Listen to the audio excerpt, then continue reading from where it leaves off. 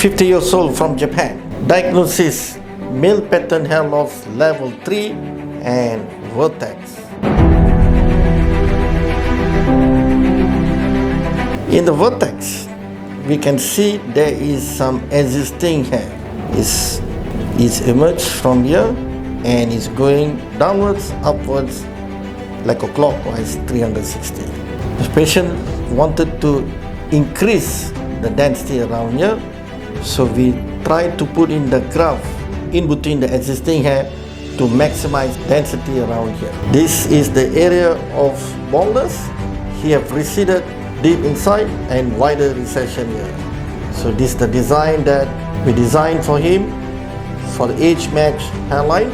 On the right frontal temple angle, he have receded more and wider, and we have filled up slightly more graft here compared to the left.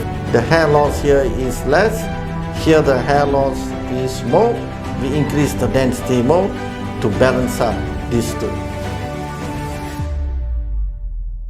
ドナーを採取する際は痛みがあるかと思ったんですが、全く痛みもなく、植毛する前頭部の場合は少し痛みがありましたが、それほどきついというところはありませんでした。